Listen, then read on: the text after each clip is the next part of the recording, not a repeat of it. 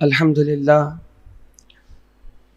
للہ رب العالمین والعاقبۃ للمتقین والصلاة والسلام علی سید الانبیاء والمرسلین وعلی آلہ واصحابہ الطیبین الطاہرین اما بعد فاعوذ باللہ من الشیطان الرجیم بسم اللہ الرحمن الرحیم یا ایہا الذین آمنوا اتقوا اللہ وکونوا مع الصادقین آمنت باللہ صدق اللہ العظیم الصلاۃ والسلام علیک یا رسول اللہ الصلاۃ والسلام علیک یا حبیب اللہ الصلاۃ والسلام علیک یا نور اللہ صلی اللہ تعالی علیہ وسلم۔ ترک دنیا گیر تا سلطان شوی، محرم اسرار با جانا شوی، برگزر خواب و خور مردانہ دار، تا براہ عشق چو مرداں شوی۔ عزیزان محترم، گزشتہ کل بلکہ گزشتہ ہفتے آپ نے تارک السلطنت قطب عالم مخدوم العالم غوث العالم سیدنا مخدوم اشرف سمنانی رضی اللہ تعالیٰ عنہ کے حوالے سے کچھ باتیں عالی جناب محب گرامی قدر محمد صادق رضوی صاحب قبلہ سے آپ نے سماعت کی تھی، اور میں چاہوں گا کہ کچھ باتیں سیدنا مخدوم اشرف سمنانی رضی اللہ عنہ کے حوالے سے میں بھی آپ کے گوش گزار کروں، چونکہ 28 محرم الحرام کو آپ کے وصال کی تاریخ ہے، اور پورے ہندوستان میں بلکہ بیرون ملک میں بھی سیدنا مخدوم اشرف سمنانی رضی اللہ عنہ کے چاہنے والے، آپ کے مریدین اور آپ سے عقیدت و محبت کرنے والے دنیا بھر میں لوگ موجود ہیں، پوری دنیا میں۔ بلکہ میں نے تو یہاں تک کہ پڑھا ہے کہ آپ کے تشریف لانے کے بعد سے لے کر قیامت تک کے لیے آپ کا کوئی ثانی نہیں آیا ہے، اور سمندروں کی بادشاہی اللہ تعالیٰ نے سیدنا مخدوم اشرف سمنانی کو عطا کی ہے۔ تیسری چیز، اللہ تعالیٰ اپنے فضل و کرم سے آپ کے بعد سے لے کر کے جس کسی کو جو بھی ولایت ملی ہے، اللہ تعالیٰ نے بفضل الہی اپنے فضل و کرم سے سیدنا مخدوم اشرف سمنانی کے واسطے سے ہی اسے ولایت عطا کی ہے۔ وہ بہت بڑی ہستی ہے، اللہ والے ہیں۔ میں چاہوں گا کہ دو چند باتیں حضرت کی بارگاہ میں خراج عقیدت کے طور پر پیش کروں۔ سیدنا مخدوم اشرف سمنانی یہ دو بھائی تھے۔ اولاً تو آپ کے والد ماجد حضرت ابراہیم یہ اپنے وقت کے بہت بڑے بادشاہ تھے، ایران کے رہنے والے تھے، لیکن آپ کے گھر میں بیٹیاں تھیں، بیٹے نہیں تھے۔ بہت دعائیں کرتے تھے کہ میرا کوئی جانشین ہو اور جو میری سلطنت کو آگے بڑھائے، لے کر کے چلے۔ اور جانشین مانگنا کوئی برا بھی نہیں ہے، کیونکہ جانشینی کی دعا تو حضرت زکریا نے بھی یحییٰ کے لیے کی تھی کہ اللہ مجھے کوئی ایک ایسی اولاد دے دے جو میرا جانشین بنے۔ بہرحال دعا کی، اللہ تعالیٰ نے دعا قبول فرمائی، اور وہاں ایک مجذوب رہتے تھے جن کا نام، ان کا بھی نام ابراہیم تھا، اور انہی کی دعا لگی، اور اللہ تعالیٰ نے ایک نہیں بلکہ حضرت ابراہیم کو دو بیٹے اللہ نے عطا فرمائی۔ ایک کا نام اشرف رکھا گیا اور ایک کا نام عارف رکھا گیا۔ حضرت سیدنا مخدوم اشرف سمنانی رضی اللہ تعالیٰ عنہ کی ولادت سے پہلے ہی اللہ کے نبی صلی اللہ تعالیٰ علیہ وسلم ان کے والد ماجد کے خواب میں تشریف لا کر کے انہیں بشارت عطا فرمائی تھی اور کہا تھا کہ تمہارے گھر ایک بیٹا پیدا ہوگا جن کا نام اشرف رکھنا. حضور نے اس بات کی بشارت دی تھی کہ ان کا نام اشرف رکھنا. اس کا مطلب یہ ہے کہ اشرف نام کا انتخاب یہ مصطفیٰ جان رحمت کی طرف سے ہے صلی اللہ علیہ وسلم. حضرت سیدنا مخدوم اشرف سمنانی حسنی حسینی سید ہیں. دنیائے انسانیت میں امت محمدیہ کے اندر دو ایسے بزرگ گزرے ہیں جنہوں نے دنیا کی حکومت کو ٹھکرا دی ہے اور آخرت کی حکومت اور آخرت کو انہوں نے اختیار کیا ہے.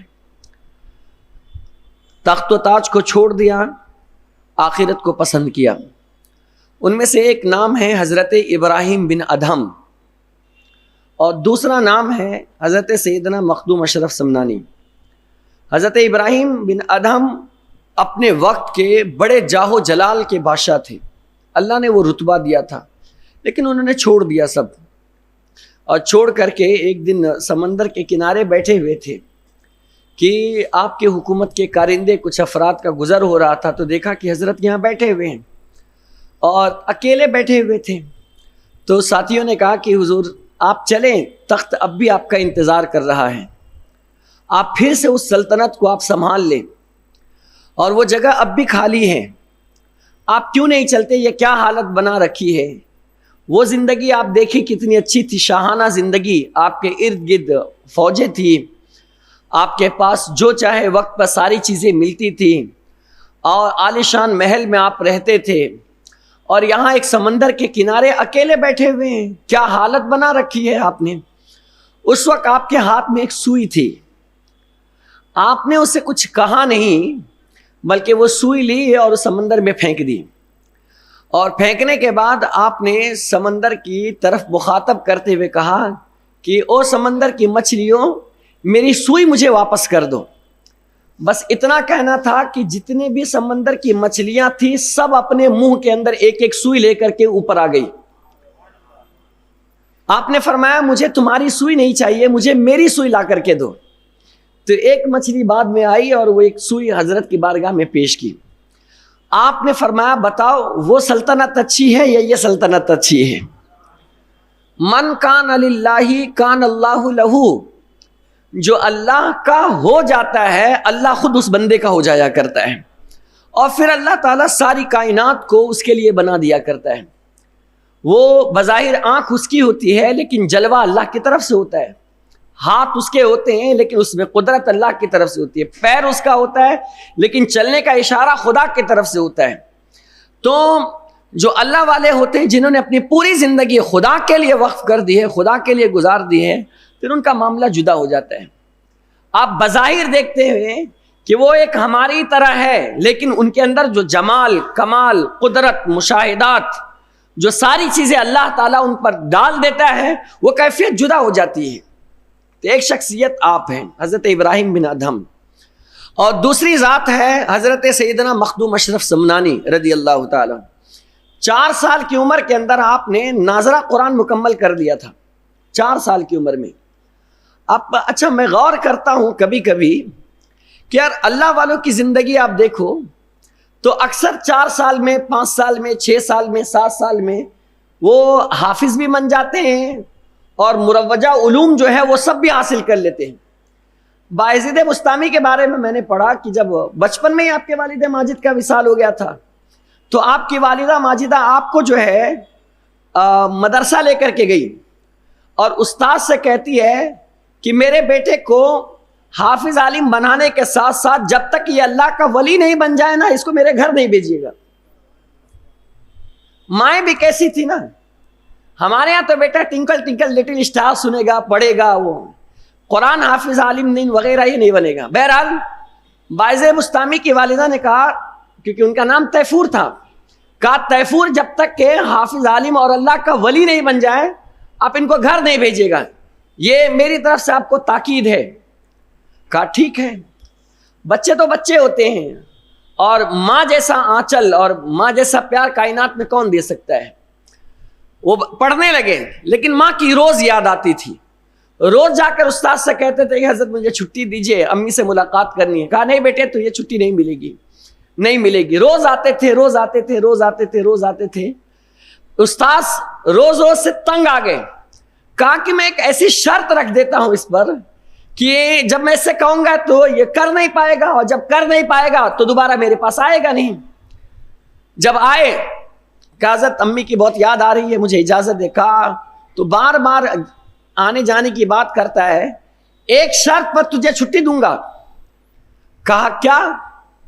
بتائیں وہ شرط کیا ہے.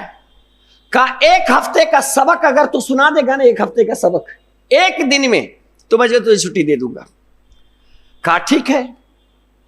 ایک دن میں کیا کرنا ہے، 1 گھنٹے میں آپ نے سارا سبق یاد کر لیا اور چلے گئے استاذ کے پاس. اور بعض میں کہ دوسرے دن گئے، اور بعض میں کہ 1 ہی گھنٹہ یاد کر لیا آپ نے. 7 دن کا سبق. آپ 7 دن کا سبق مانا رکھتا ہے. 1 دن کا سبق انسان کو بولے یاد کر کے آنے کے لیے تو ان کی حالت خراب ہو جاتی ہے. پوچھئے موسیٰ صاحب سے کہ جب ان کو یاد کرنے کے لیے کہا جائے تو حضرت آج چھٹی نہیں ہے، آج آفس کا مسئلہ ہے، آج یہ نہیں ہو پایا. حالانکہ بہترین دین کے ایک دائیوں میں سے ایک اللہ نے ان کو بنایا ہے، خلوص کا پیکر بنایا ہے، ساری چیزیں دی. لیکن جب سبق کی باری آتی ہے نا تو پھر دائیں بائیں ہونا شروع ہو جاتے ہیں. اور یہ انہی کی بات نہیں، ہم سب اس میں شامل ہے. چونکہ یہ میرے شاگرد ہیں، ہمارے پاس پڑھتے ہیں، تو ان کا حال مجھ سے زیادہ کوئی دوسرا نہیں سمجھ سکتا ہے. تو بطور افہام و تفہیم آپ سے کہہ رہا ہوں، تو 1 دن میں 7 دن کا سبق پاسبل ہے ہی نہیں. لیکن حضرت بایزید بسطامی 1 دن میں 7 دن کا سبق یاد کر لیے، اور استاذ کو جا کر ایک بیٹھک میں بغیر تردد کے، بغیر اٹکے ہوئے، بغیر شک و شبہ کے سارا سبق سنا دیا. استاد حیرت زدہ تھے. اور جب شرط پوری ہو گئی تو اب تو اجازت دینی ہے. اجازت دے دی، کہا بیٹے جاؤ. چلے گئے، اور جب گھر پہنچے تو ماں نے کان پکڑ کے پھر ہاتھ پکڑ کے پھر لے آئے. اور استاد سے کہا میں نے آپ سے کہا تھا نا کہ میرا بیٹا جب تک کہ حافظ عالم اور اللہ کا ولی نہ بن جائے تب تک اسے واپس نہیں بھیجے گا. کہا مائی آپ کا بیٹا اللہ کا ولی ہو چکا ہے، ہو چکا ہے. جو بچہ 7 دن کا سبق 1 دن میں سنا دے وہ عام بچہ نہیں ہو سکتا ہے، وہ انتخاب ربی ہے، وہ اللہ کی طرف سے. تو جتنے بھی اولیاء آئے ہیں ان کا بچپنا آپ دیکھو گے نا تو بچپنا ان کا بہت برائٹ ہوتا ہے. 4 سال میں، 5 سال میں، 6 سال میں یہ حافظ وغیرہ بن جایا کرتے ہیں.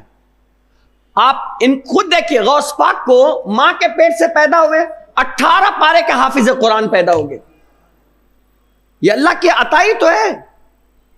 اسی طرح سیدنا مخدوم اشرف سمنانی صرف 4 سال کے تھے، 4 سال کی عمر میں ناظرہ کمپلیٹ کر لیا.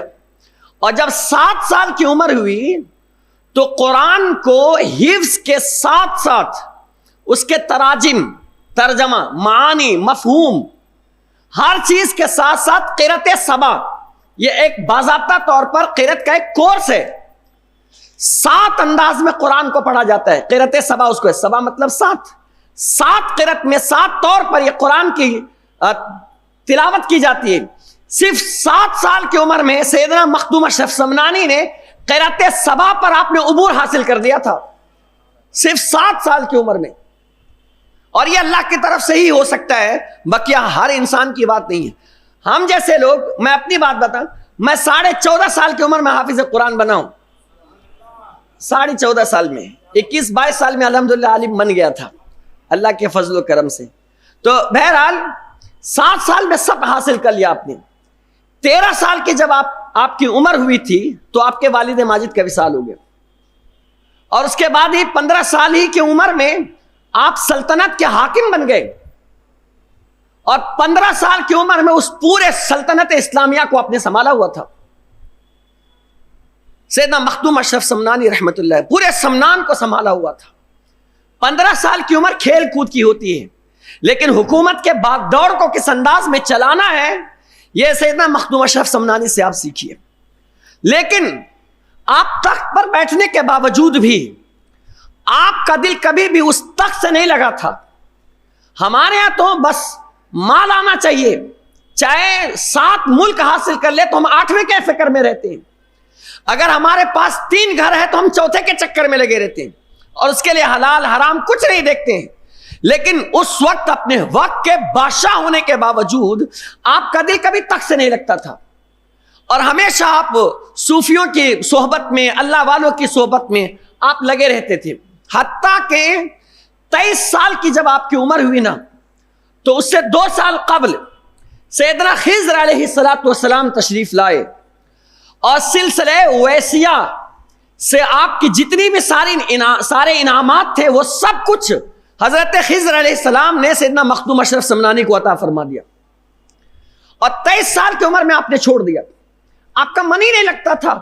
اور اپنی والدہ ماجدہ سے آ کر کے کہتی ہے کہ امی جان مجھے اجازت دیجیے کہ میرا اس میں من نہیں لگتا ہے, میں اللہ کی راہ میں ہجرت کرنا چاہتا, اللہ کی راہ میں جانا چاہتا.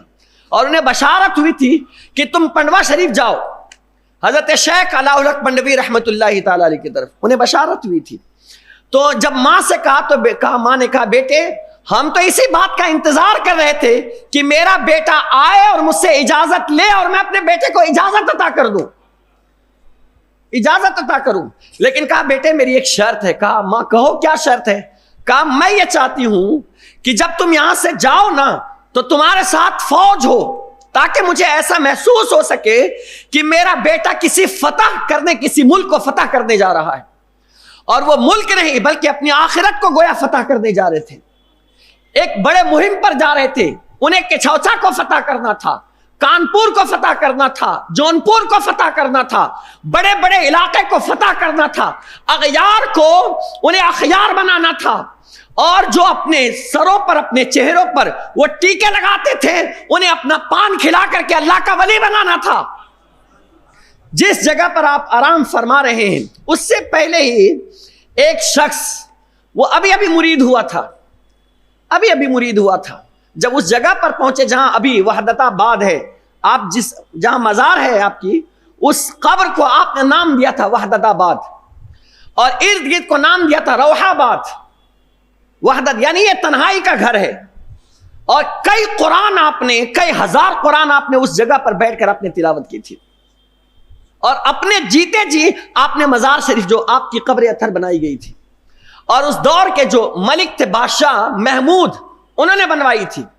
اور وہاں جو آپ دیکھ رہے ہیں نیر جو کنواں ہے, کیا نام ہے, پانی کا جو گڑھا ہے نا تالاب, نیر, وہ نیر جب کھودا گیا ہے تو اسی بادشاہ نے کھدوائی. لیکن اس نیر کی تاثیر یہ ہے کہ جب ایک پھوڑا مارا جاتا تھا ہر پھوڑے پر 1 مرتبہ کلمہ پڑھا جاتا تھا. اس دریائے نیر کو جب کھودا گیا ہے تو ہر نیر پہ 1 پھوڑا مارا گیا, 1 ضرب لگائی گئی لا الہ الا اللہ, پھر دوسرا پھوڑا مارا جاتا, پھر دوسری ضرب لگائی جاتی تھی لا الہ الا اللہ.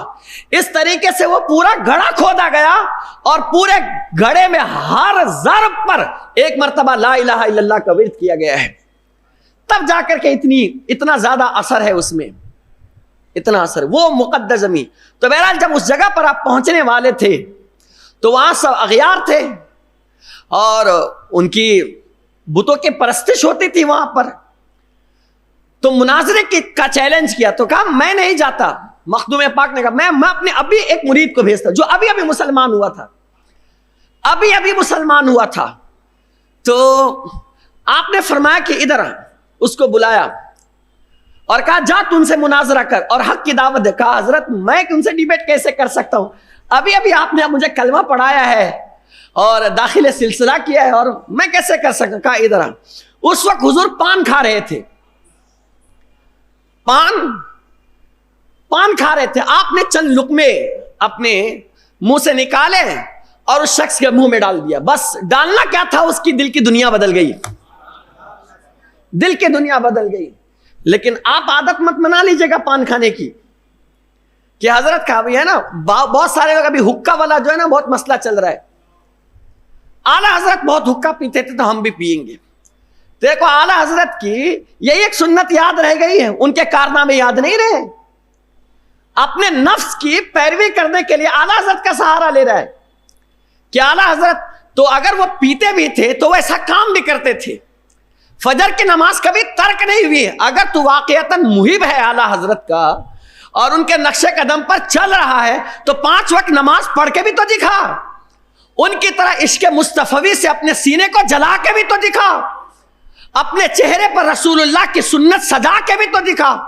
بیماری کا عالم ہے, نماز جماعت کھڑی ہے, آپ کے اندر اتنی سکت نہیں ہے کہ آپ مسجد آ سکتے ہیں, لیکن آپ نے ایک غلام کو, ایک فرد کو بلایا اور کہا کہ مجھے پکڑو اور اللہ کے گھر میں لے چلو تاکہ میں جماعت کے ساتھ نماز ادا کر سکوں. اپنے گھر میں نماز ادا نہ کی, حکا تو یاد رہا تمہیں اور ساری چیزیں بھول گئے. شرم کرو بہانے مارنے والو, اللہ کا خوف کرو, ڈرو. اسی طرح پان کو جو ہے نا, یہ پان شان اشرفی ضرور ہے, لیکن وہ تاثیر بھی تمہارے اندر چاہیے, وہ زبان بھی تمہارے اندر چاہیے, ورنہ کہیں ایسا نہ ہو وہ پان کے چکر میں گٹکا کھانے لگو, گٹکا کے چکر میں بیڑی پینے لگو, اور بیڑی کے چکر میں سگریٹ پینے لگو, اور کہیں سے کہیں آگے بڑھ جاؤ. ہاں کبھی کبھی سنتیں مخدوم سمنا سمجھ کر کے آپ نے لے لیا تو ایک الگ چیز ہے, لیکن عادت آپ نہ بنائیں, عادت نہ آپ بنائیں. جن کے شان ہے وہ اللہ والے ہیں, ان کی بات جدا ہے. ہماری اتنی اوقات نہیں ہے. سنت کے طور پر, ان کی سنت کے طور پر کبھی آپ تناول کر لیں, وہ ایک الگ مسئلہ ہے. سمجھ گئی بات؟ تو بہرحال پھر میں اپنے عنوان پر آتا ہوں. 7 سال کی عمر میں قرۃ صبا آپ نے مکمل کر لی. تو ماں نے کہا تھا بیٹے, یہاں تھا میں, بیٹے ایسا کر کہ اپنے ساتھ فوج لے لے اور پھر اس کے بعد تو جا. کہا ماں ٹھیک ہے. 10,000 کی تعداد میں ماں نے فوج دی اور کہا جا بیٹے. پہلی منزل پر جب آپ پہنچے, ماں سے تھوڑی دوری پر, آپ نے آدھے کو خالی کر دیا, تم جاؤ. پھر ایک تھوڑی سی دوری پر پہنچے دوسری منزل پر, پھر آدھے کو خالی کر دیا. جب اتنا دور چلے گئے کہ اب ماں نظر نہیں آ رہی ہے تو بقیہ جتنی فوجیں تھی وہ سب کو واپس کر دی, سب کو واپس کر دی. اب مخصوص جو آپ کے ساتھ چند آپ کے خدامین تھے وہی رہ گئے, اس کے علاوہ کوئی نہیں تھا. اب جب وہاں سے ہجرت کرتے ہیں, سمنا سے, ایران سے ہجرت کرتے ہیں تو ملک پاک میں آتے ہیں. وہاں کچھ دن ٹھہرے اور کہا کہ بیٹے اشرف تم یہاں سے جلدی جاؤ, پنڈوا شریف میں تمہارا انتظار ہو رہا ہے, تمہارا حصہ اصل وہاں رکھا ہوا ہے. وہاں سے آئے دلی. دلی سے جب بہار جانے لگے, وہاں ایک بزرگ رہتے ہیں جن کا نام ہے حضرت شیخ شرف الدین یحییٰ منیری, اور منیری بھی کہا جائے, منیر ایک جگہ کا نام ہے. حضرت شیخ شرف الدین یحییٰ منیری رحمت اللہ تعالی علیہ اس بزرگ کا نام ہے کہ جن کے بارے میں مکتوبات میں یہ آیا ہوا ہے ان کے بچپنے میں رسول اللہ آ کر کے ان کی تربیت فرمایا کرتے تھے صلی اللہ علیہ وسلم. حضرت شیخ شرف الدین یحییٰ منیری اس بزرگ کا نام ہے. حضور خود تشریف لاتے تھے اور ان کی تربیت فرماتے تھے. وہ بزرگ ہے حضرت شیخ شرف الدین یحییٰ منیری, اور ان کا آخری وقت تھا. حضرت شیخ شرف الدین یحییٰ منیری نے فرمایا اپنے مریدین سے اور خلفاء سے کہ میں تو جانے والا ہوں, میری نماز جنازہ تم میں نہ پڑھانا, بلکہ وہ شخص میری نماز جنازہ پڑھائے جن کے اندر 3 کوالٹی ہو. ایک تو وہ تارک السلطنت ہو, دنیا کے جاہو جلال کو چھوڑ دیا ہو اللہ کے رضا کے لیے, نمبر 1 تارک السلطنت ہو. نمبر 2 وہ اصلی سید ہو, سادات میں سے ہو, نمبر 2. اور نمبر 3 آپ نے فرمایا وہ قرۃ صبا کا مالک ہو, جس کے اندر یہ 3 کوالٹی ہوگی وہی میری نماز جنازہ پڑھائے, اس کے علاوہ کسی کو اجازت نہیں ہے. اور اس کے بعد آپ نے اپنی ٹوپی جو آپ پہنتے تھے 4 کونے والی آپ پہنا کرتے تھے, وہ ٹوپی دی اور کہا کہ جب وہ میری نماز جنازہ پڑھا دینا تو یہ تحفہ انہیں دے دینا. اللہ اکبر. اچھا 3 کوالٹی کس کے اندر ہے؟ مخدوم سیدنا مخدوم اشرف سمنانی کے اندر. وہ حضرت شیخ شرف الدین یحییٰ منیری وہ اپنی جگہ سے بیٹھ کر جانتے ہیں. ولی را ولی میں شناشت, ولی ہی ولی کو پہچانتا ہے, حالانکہ دونوں کی ملاقات اب تک کے کبھی ہوئی نہیں ہے. نہ بظاہر دونوں ایک دوسرے کے پاس, کہاں وہ ایران میں اور کہاں یہ بہار میں, لیکن نگاہ ولایت آپ دیکھیے کہ وہ تشریف لا رہے ہیں. وہ سید بھی ہے, تارک السلطنت بھی ہے اور قرۃ سبا کے مالک بھی ہے، اور جب میرا انتقال ہوگا تو قریب ہے کہ وہ میرے قریب ہی رہیں گے، لہٰذا میری نماز جنازہ کوئی اور نہ پڑھائے، اگر کسی کو پڑھانے کا حق ہے تو وہ رسول اللہ کے گھرانے والے ہو۔ اور آپ پردہ فرما گئے اور آپ کو غسل دے دیا گیا اور تجہیز و تکفین کا معاملہ رکھا گیا، جنازہ لوگ کھڑے ہیں انتظار میں کہ کون پڑھائے۔ تھوڑی دیر کے بعد وہ نورانی چہرہ، وہ خوبصورت چہرہ تیری نسل پاک میں ہے، بچہ بچہ نور کا، تو ہے عین نور، تیرا سب گھرانہ نور کا، وہ نورانی چہرہ اپنے چند خدامین کے ساتھ وہ آ رہے ہیں، اور جنازہ دیکھا قریب آئے ہیں تو آپ نے فرمایا جنازہ میں پڑھاؤں گا۔ آپ نے عرض خود فرمایا جنازہ میں پڑھاؤں گا۔ کہا آپ سید ہے؟ کہا ہاں۔ کہا قرۃ سبا کے مالک ہے؟ کہا ہاں۔ کہا تارک السلطنت ہے؟ کہا۔ کہا آپ ہی کے لیے بشارت دی ہے کہ آپ ہی نماز جنازہ پڑھائیں۔ نماز جنازہ تو پڑھا دی، اس کے بعد ان کے مریدین نے اور خلفاء نے جو ٹوپی دی تھی نا حضرت کو دینے کے لیے، وہ چھپا لی۔ کہا اتنی بڑی نعمت ہم ان کو کیوں دیں؟ ہم خدمت کیے ہیں، ہم ساتھ میں رہے ہیں، ہم نے ساری چیزیں کی ہے، تو یہ انعام ہمیں ملنی چاہیے، کوئی باہر سے آنے والا آدمی کیسے لے لے گا؟ انہوں نے چھپا لیا، بتایا نہیں، اور وہ دوسرے کام میں جب مصروف ہونے لگے نا تو از خود سیدنا مخدوم اشرف سمنانی رضی اللہ تعالیٰ عنہ نے فرمایا کہ ذرا وہ ٹوپی مجھے عطا کر دو جو حضرت نے مجھے دینے کو کہا تھا، وہ ٹوپی مجھے دے دو، اب تو راز کھلنا ہے۔ تو وہ شرم سے وہ لا کر کے پیش کر دیا، اور جیسے پیش کی سیدنا مخدوم پاک نے اپنے سر پر اسے آپ نے پہنا، اور پہننے کے تھوڑی دیر بعد پھر اتار کر کے دے دی۔ کہا لے لو۔ کہا ابھی تو آپ نے مانگا تھا۔ کہا لے لو، اب میرے کام کی نہیں ہے، اس میں جو کچھ برکتیں تھی اور جو سارا فیض تھا وہ اللہ تعالیٰ نے وہ سارا فیض جو ہے نا مجھے عطا فرما دیا ہے۔ اس کا مطلب یہ ہے کہ بزرگوں کے ملبوسات میں بھی اللہ فیوز و برکات رکھتا ہے، اسی لیے ہم اپنے بزرگوں کی نسبت سے، بلکہ ہم تو حضور کی نسبت سے امامہ پہنتے ہیں، اور یہی نسبت ہمیں انشاءاللہ کام آئے گی۔ بعض حضرات اپنے پیروں کی نسبت سے ٹوپیاں پہنتے ہیں، تو اپنے پیروں کے سر سے جو ٹوپیاں تمہیں ملے نا اسے کسی کو دیا مت کرو، وہ تمہارے شیخ کا دیا ہوا تحفہ ہے، اور ان کے سر سے جو انعام آپ کو مل رہا ہے اس کے پہننے پر اللہ آپ کو انعام عطا فرمائے گا۔ اس کا مطلب یہ ہے کہ اثر تو ہے۔ اور اس کے بعد آپ چلے گئے پنڈوا شریف، اور وہاں اجازت و خلافت سارے معاملات ہوئے۔ عزیزان محترم، ساری چیزیں ہوئی ہیں، وہاں جتنی بھی چیزیں دینی تھی وہ سب آپ کو دے دی گئی۔ اب اس کے کیونکہ وقت نہیں ہے، میں بہت جلدی آ رہا ہوں۔ پھر وہاں سے آپ تشریف لے کر کے آتے ہیں، اور آپ کو بھیجا گیا تھا کچھوچا شریف کی طرف۔ جب آپ کانپور آئے نا تو کانپور میں آپ کے آنے کا شہرہ ہو گیا۔ آپ ایک مسجد میں آپ نے قیام کیا۔ جب مسجد میں آپ نے قیام کیا تو اپنے گھوڑوں کو بھی آپ نے مسجد میں ہی باندھا تھا۔ تو مولانا ہوتے ہیں، وہ تو فتویٰ لگانے میں کہیں بھی چوکتے نہیں ہیں، ہم بھی ویسے ہی ہے۔ اگر بظاہر اگر ہم کو کچھ غلط دکھتا ہے تو ہم تو پیچھے نہیں ہٹتے ہیں۔ تو عالموں کا کام ہے کہ وہ، کیونکہ ان کی نظر صرف ظاہر تک ہے نا، باطن تک نہیں ہوتی ہے۔ ہاں کوئی اللہ والا ہو تو عالم میں بھی باطن دکھتے ہیں انہیں۔ تو جیسے ہی گھوڑوں کو سیدنا مخدوم پاک نے مسجد میں باندھا تو علماء نے فتویٰ دینا شروع کر دیا، یہ کیسے پیر صاحب ہے کہ جانور کو اللہ کے گھر میں باندھے ہوئے ہیں۔ تو آپ کے بارے میں بدگمانی پھیلا دی گئی۔ آپ نے سب کو بلایا، سارے علماء کو، ابھی بیٹھے تھے، باتیں گفتگو کرنی تھی کہ اسی اثنا کے اندر ایک گھوڑے کو پیشاب لگا، اس نے منڈی ہلائی، مخدوم پاک کی نظر پڑی، اور آپ نے اپنے غلام سے فرمایا، خادم سے، کہ اسے لے جاؤ، اس گھوڑے کو، اسے پیشاب لگا ہوا ہے، اسے باہر لے جاؤ، یہ پیشاب کرے۔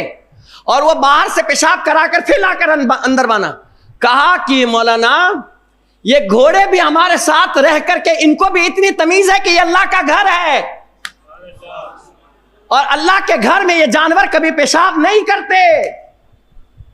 یہ میں حیرت زدہ ہو گیا کہ جو مخدوم پاک کی صحبت میں ایک جانور رہ جائے تو اسے بھی مسجد کی تمیز ہو جاتی ہے، تو اگر کسی کی نسبت مخدوم پاک سے ہو جائے تو وہ انسان کتنا ممتاز اور کتنا اعلیٰ بن جائے گا، کتنا اعلیٰ بن جائے گا۔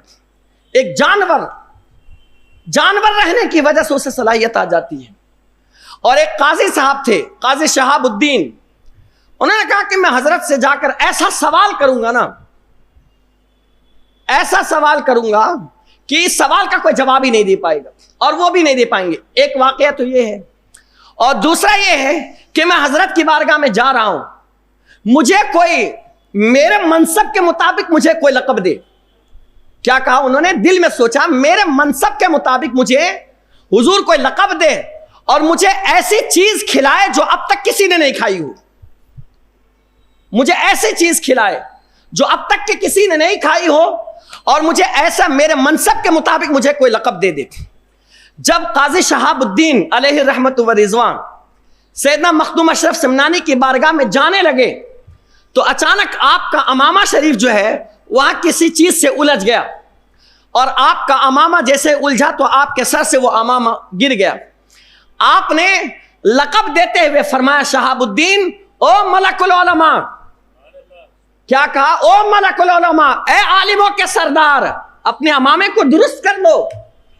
تو کہا میرے منصب کے مطابق مجھے لقب دے دیا گیا، اب کھانا ہے، کوئی ایسی چیز مجھے کھانا ہے ان کی بارگاہ میں جو کسی نے نہیں کھائی ہو۔ جیسے تشریف فرما ہوئے اپنے خادم سے کہا کہ ان کے لیے کھیر لاؤ، کیا کہا؟ ان کے لیے کھیر لاؤ۔ تو دل میں سوچا یار کھیر تو ہم ہر جگہ کھاتے ہیں، اس کھیر میں کیا کمال ہے؟ ابھی دل میں سوچ رہے تھے کہ مخدوم پاک مسکراتے ہوئے ارشاد فرماتے ہیں ملک العلماء آپ نے جتنی بھی کھیر کھائی ہے وہ یا تو گائے کے دودھ کی کھائی ہوگی یا بھینس کے دودھ کی کھائی ہوئی ہوگی، لیکن ہم جو تمہیں کھیر کھلا رہے ہیں یہ گائے اور بھینس کے دودھ کی نہیں بلکہ ہرن کے دودھ کی کھیر تمہیں کھلا رہے ہیں جو اب تک کہ تم نے کبھی نہیں کھائی ہے، لیجئے تناول کر لیجئے۔ یعنی انسان جو دل میں سوچتا تھا اس تک کہ سیدنا مخدوم اشرف سمنانی کی نظر وہاں تک پہنچ جایا کرتی تھی۔ ایسے تھے مخدوم اشرف سمنانی علیہ رحمت و رضوان۔ اللہ اکبر۔ اپنی گفتگو کو میں اختتام کی طرف لے جاتے ہوئے میں آخری بات پیش کر کے میں اپنی گفتگو کو تمام کر رہا ہوں، اسے سنیے۔ حضرت عبد الرحمن چشتی فرماتے ہیں آب آ حوض ہرگز گند نمی شوت آسیب زدارا شفا یابت۔ فرماتے ہیں اس حوض کا پانی جو آپ کے سامنے نیر کا پانی، کہتے ہیں اس حوض کا پانی کبھی گندا نہیں ہوتا، اور اس سے آسیب زدگان جتنے بھی ہوتے ہیں، آسیب زدہ جتنے بھی ہوتے ہیں، وہ پانی سے اگر غسل کر لے، آپ فرماتے عبد الرحمن چشتی وہ پانی سے غسل کر دے تو اللہ اس کی برکت سے انہیں شفایابی عطا فرما دیتا ہے۔ اور آپ کے دربار کی بارگاہ میں کہتے ہیں آ مقام بہشت آراستہ گشت و تا امروز قبلہ حاجت ہندوستان است۔ فرماتے ہیں کہ یہ وہ مقام بہشت ہے جو آراستہ فرمایا گیا ہے، اور یہ ایسی بارگاہ ہے جو آج تک کے ہندوستان کا قبلہ حاجت بنا ہوا ہے۔ یعنی آپ کے در پر آج بھی کوئی منگتا چلا جائے، کوئی دکھڑے من چلا جائے، پریشان ہاں چلا جائے اور اپنی پریشانی کو پیش کر دے مخدوم پاک کی بارگاہ میں، وہ ایسے بزرگ ہے کہ ان کی بارگاہ میں فریاد لے کر جانے والا کبھی اس در سے محروم لوٹتا ہی نہیں ہے، بلکہ وہ چاہتا تو فقیر ہے لیکن جب پلٹتا ہے تو مالدار ہو کر کے پلٹا کرتا ہے۔ وہ ایسی جگہ ہے، اللہ نے وہ جگہ اتنا معظم اور محترم بنایا ہے۔ حضرت شاہ وجیہ الدین امیٹھوی بحر زخار کتاب میں فرماتے ہیں مخدوم اشرف سمنانی نے فرمایا ہر کس کے برسر مرقد از روئے اخلاص خواہد آمد ہرگز بے بہرہ نہ خواہد رفت، کہ جو شخص میرے مرقد پر از روئے اخلاص آئے، خلوص کی نیت سے آئے، دل میں تمنائیں لے کر کے آئے، آپ فرماتے ہیں وہ میرے در سے کبھی ہرگز محروم نہیں جائے گا، کبھی محروم نہیں جائے گا۔ اللہ تعالی ہم سب کو سیدنا مخدوم پاک سے بے پناہ عقیدت عطا فرمائے، ان سے بے پناہ محبت عطا فرمائے۔ دوران گفتگو کسی طرح کی کوئی غلطی خطا ہو تو اللہ اپنے حبیب کے صدقے میں معاف فرمائے۔ وما علینا الا البلاغ المبین۔ السلام علیکم ورحمۃ اللہ وبرکاتہ۔